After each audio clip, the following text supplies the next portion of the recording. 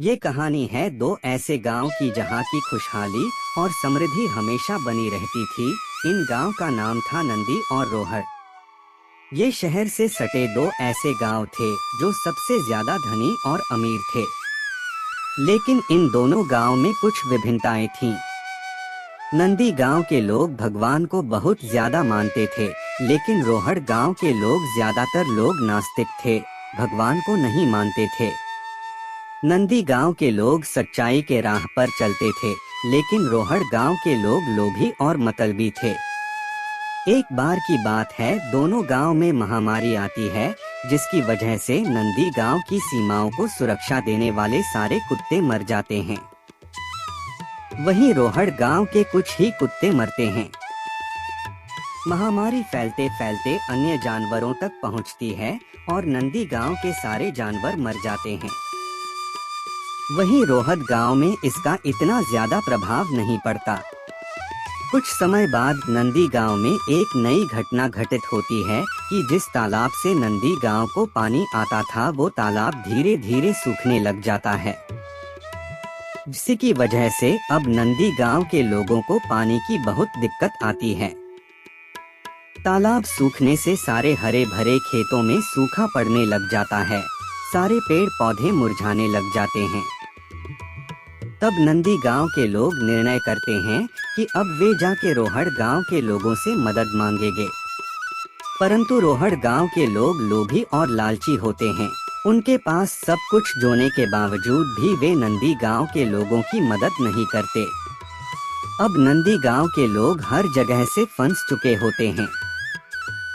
उनके पास ना जानवर होते हैं, ना खेतों में हरियाली और ना गांव को सुरक्षा देने वाले कुत्ते। तो वह अपनी किस्मत को कोसते हैं, भगवान से कहते हैं कि भगवान ने उनके साथ बहुत बुरा किया।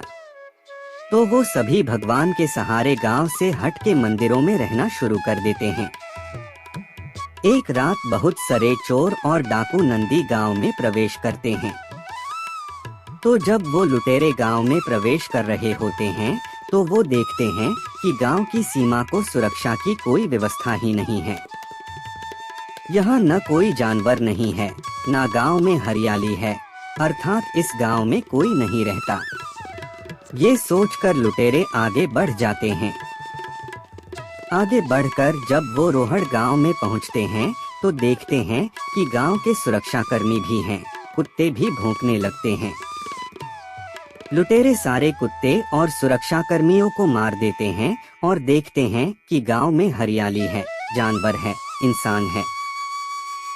तो सारे लुटेरे गांव में फैल जाते हैं। जब वे सब कुछ लूट लेते हैं, तो सारे गांव को आग लगा देते हैं, सारे लोगों को मार देते हैं और भाग जाते हैं। अगली सुबह जब आसपास के गांव वालों को इसका पता चलता है कि रोहड़ गांव में अब कोई भी नहीं बचा, पूरा गांव शमशान बन चुका है, तो नंदी गांव में किसी को हानि तक नहीं पहुंची। तब नंदी गांव के लोगों को समझ आता है कि भगवान ने उनके लिए जो भी दिक्कतें और परेशानियां दी, उनमें उनका ही भला था। अर्थात जो होता है अच्छे के लिए ही होता है। इस कहानी से हमें यह सीखने को मिलता है कि हमारे जीवन में जो भी अच्छी या बुरी घटनाएं होती हैं, उनके पीछे भगवान ने आपके लिए कुछ बेहतरीन और बड़ा सोचा होता है। बस शर्त है कि आप खुश रहें। आपको यह कहानी कैसी लगी, कमेंट बॉक्स में लिखकर बताइए। इस प्रकार की रोचक कहानियों को सुनने के लिए हमारे इस चैनल को लाइक, शेयर और सब्सक्राइब करें। और हाँ, बेल आइकन जरूर दबाएं ताकि रोचक कहानियों का नोटिफिकेशन सबसे पहले आप तक पहुँचे।